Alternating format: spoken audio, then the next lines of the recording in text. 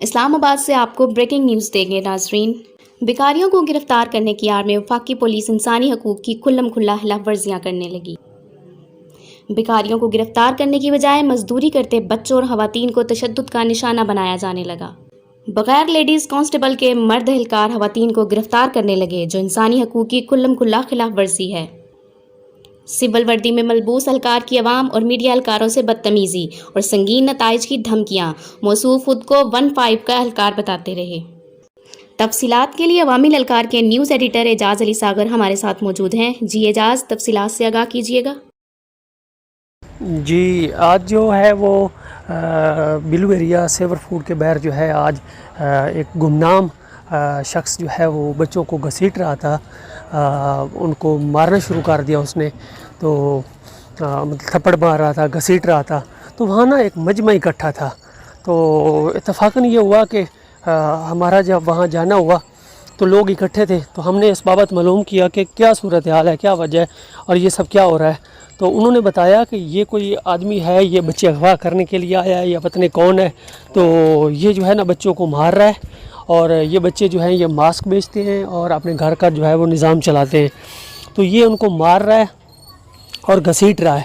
تو ہم اس کو اس سے چھڑوانے کی کوشش کر رہے ہیں۔ تو جس بابت ہم نے جب معلوم کرنے کی کوشش کی، اسے معلوم کیا، تو وہ نا آگے سے دھمکانا شروع ہو گیا کہ آپ مجھے نہیں جانتے، میں کون ہوں، یہ ہے، آپ ہٹ جاؤ، یہ ہے۔ لوگ جو ہے لوگ بڑے مطلب ہے وہاں پہ جو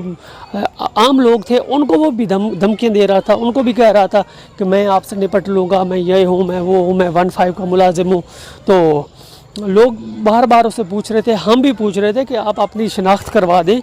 اپنا متعلق بتا دیں تاکہ مطلب کلیئر ہو، لیکن وہ اپنی شناخت چھپا رہا تھا۔ اس نے ماسک لگایا، وہ ماسک تو اتار ہی نہیں رہا تھا، بتا نہیں رہا تھا، کوئی اپنا سروس کارڈ نہیں دکھا رہا تھا، بلکہ انہوں نے یہ کیا ہوا تھا کہ صرف اور صرف دھمکا رہا تھا۔ اور مطلب ہے جب لوگوں کا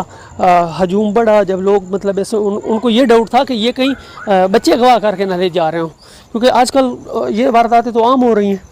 تو جب لوگ مطلب ہے لوگوں نے اور میڈیا نے، خاص کر عوامی اہلکار کی ٹیم نے جب اس حوالے سے اسے معلوم کرنے کی کوشش کی، تو وہ سب کو جو ہے وہ گاڑی کی طرف لے گیا، جہاں انہوں نے گاڑی میں پولیس وین جو تھی اس میں انہوں نے کچھ خواتین بٹھائی ہوئی تھیں، اور یہ دیکھنے کی بات ہے، یہ لمحہ فکریہ ہے کہ ان کے پاس کوئی لیڈی کانسٹیبل نہیں تھی۔ لیڈی کانسٹیبل کے بغیر غیر مرد جو ہیں وہ انہوں نے ان کو بٹھایا ہوا تھا، ان کو پکڑا ہوا تھا، اور ایک انسانی حقوق جو ہیں اس کی مکمل وائلیشن ہو رہی تھی کہ ایک طرف سے ہم جو ہے وہ ہم اپنے آپ کو اسلامی جمہوریہ کہتے ہیں، اور دوسری طرف ہم اس کی وائلیشن کرتے ہیں، نہ ہمیں عورتوں کا حقوق کی پامالی کا پتہ ہے، مطلب ہم اس کو پامال کر دیتے ہیں، اور نہ ہمیں بچوں کا ہے کہ ہم معصوم بچے جو گھر قواعد کفیل ہیں، جو گھر چلانے کے لیے مطلب باہر نکلے ہیں تاکہ وہ کمائیں، وہ کچھ کما کر لے جائیں اور ان کا گھر چلے، تو ان کو جو ہے وہ اس طرح مطلب ہے مارا پیٹا جا رہا ہے، اور پولیس جو ہے وہ پولیس کے نام پہ، اور جب ان سے اس بابت معلوم کیا گیا تو انہوں نے کہا کہ یہ سارا کام جو ہے وہ چیف سیکرٹری اسلام آباد جو ہیں وہ کیپٹن عثمان یونس صاحب کے کہنے پہ یہ کام کیا گیا ہے۔ تو ہماری جو ہے وہ اس حوالے سے جب عوام سے، تو عوام نے یہ مطالبہ کیا، عوام نے یہ وزیر داخلہ اور